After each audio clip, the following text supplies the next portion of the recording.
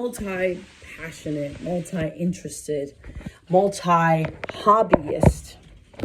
And you're asking yourself, how do I do all of these things at once?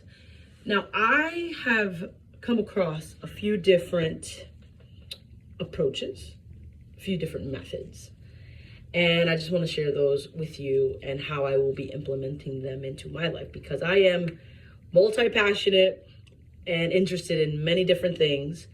And at times I feel paralyzed by them and how to approach them. And so this is what I've gotten. So there are seasons for each interest that you have. You need to intuitively figure out what season you're in and what interest, what hobby are you in with that season. For an example, I saw this girl and she has different hobbies. She likes to knit, she likes to skate, ice skate, rollerblade. I think she also likes cooking. So she's like, okay, what seasons can I do these in at the mass capacity? So like ice skating, clearly during the winter season. Rollerblading during the summer months. Knitting, winter season. Cooking, it depends, on that, right? She also likes reading. And so she's like, I have many different hobbies. I have many different interests, but I don't do them all at once. I figure out what season am I in my life, both environmentally and just within herself, and which hobby fits into that really well. And I really like that because it was using the weather and more weather, less the weather, more seasons, especially if you live in like a place that has summer, fall, spring, and winter, like I do here in Buffalo, New York. That is perfect. I definitely noticed the activities that I do definitely are different in the winter versus the summertime. And what I'm interested in as well, I've noticed it changes. So that's the first thing. What season is that certain hobby in and how they can best align with each other. So that's one. Two, take 3 months. So I heard an entrepreneur that I admire, Jesse Itzler. He has this thing called the Life Resume. And he says, work on 4 habits a year, 1 every 3 months. Now, that's a great to say that, but I wish he would have gone a little bit further. And here's what I mean by further. So take 1 habit, right? But I realize it's not just 1 habit. 1 habit, 1 skill, 1 hobby, 1 interest. Whatever it is, take 1, right? And work on it for 3 months. But here's how you work on it for 3 months. At least a structure, and you can shift it if you'd like. And this is helping me for the next 3 months. So for the next 3 months, you pick 1 skill, hobby, interest, habit. And for the next 3 months, you pick 5 people you want to be inspired by that are doing it at a level that you like. All right. So for me right now, I'm really getting into filmmaking. All right. Over the summer, I was getting into fashion. I was really into fashion in a way that I haven't been in a while. And it was fun. Right. But I'm approaching filmmaking differently than I did fashion. So for 3 months, there's a 5, 4, 3, 2, 1 method when you're approaching a skill, a hobby, a habit. So you pick 5 people that you want to be inspired by and reach out to those people. If they have a blog, a podcast, or a YouTube channel, and they're doing that thing, right? And they're talking about that thing, right? So for me, currently, it's filmmaking. So there's a few different filmmakers that I really admire. I really admire their work. I love how they talk about filmmaking. I love the process, and I'm really inspired by them. So choose at the very least 5, right? The lighting here is crazy. Okay, 5, right? Choose 5. Again, people. 4 books. 3 courses. 2 live events. 1 personal mentor. I've changed it around. You can change it, all right? You can change it however you want. So 5, 4, 3, 2, 1. 5 people, 4 books, 3 courses, 2 live events, 1 personal mentor. Why? So with the 5 people, you can create a little tribe, right? These are already people that are interested in what you're interested in: hobbies, skills, habits.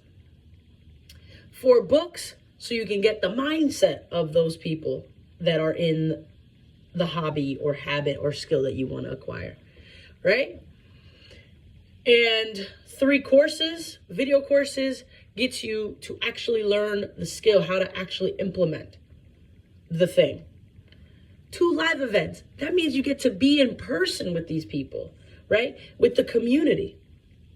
And then 1 personal mentor that's sticking by your side so you can have that one-on-one personalized experience around this skill or habit or hobby. And I wish I would have done that with the fashion. I'm kind of slowed down a little bit with the fashion, and now I'm like really into filmmaking. So I'm gonna take my advice. Okay, so in the season, right now we're in October, right? October, November, December. So for the next 3 months, October, November, December, 5 people I'm inspired by, I already have them. 4 books, I already have them. I've been looking, researching. 3 courses, I already have them. 2 live events, I have 1, I need to search another one. 1 mentor, I don't have that yet. And so for the next 3 months, I'll be, taking care of the house, going on date nights with my baby, going to work, and then outside of work, inundating myself with filmmaking, right? And right now, I really want to do filmmaking because I love visual storytelling. Don't get me wrong, I'm a great verbal storyteller, and I want to continue to exercise and practice that skill with my public speaking club, Toastmasters, on Friday mornings. However, outside of verbally being a good storyteller, which I enjoy and want to continue to do, like I said, I really want to get into visual storytelling. I think I've dabbled a lot, but it's been a bit haphazard, which is fine. You find your way, you feel your way, you taste your way, you hear your way, you see your way through a journey, a process. And now I'm like, okay, no, I want a little bit more with flexibility, structure. And this is the structure I'm giving myself. So during the winter time, I'm going to be learning the skill of filmmaking and being around filmmakers. And I'm not sure, if I'm being honest, I'm not sure for the outside world if this is the best time, but for me, this is the best time. I feel a bug, I feel an itch, it needs to be scratched. And it falls in alignment with my media business, Navar Media.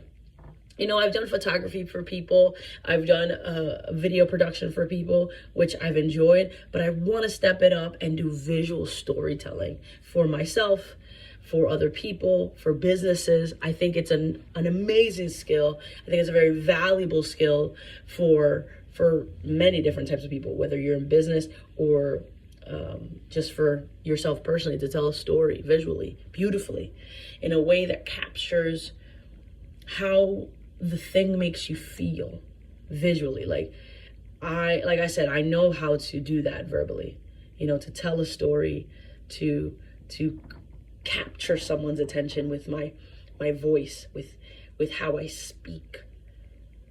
And I would just love to marry that with visuals. And so, yeah, oh, that's a lot better. My hands look like they were glowing. So there is a video production course, in-person workshop course happening here in Buffalo. Hopefully I can get in. We'll see about that. And yeah, I have the equipment, I have the software, I have the stories, I have the ideas. I just need to refine the skills. So yeah, I'm really excited. And that's just me with filmmaking. But for you, figure out what season you're in your life, right? What interest, hobby, skill, habit is tugging at you. Where are you being tugged towards?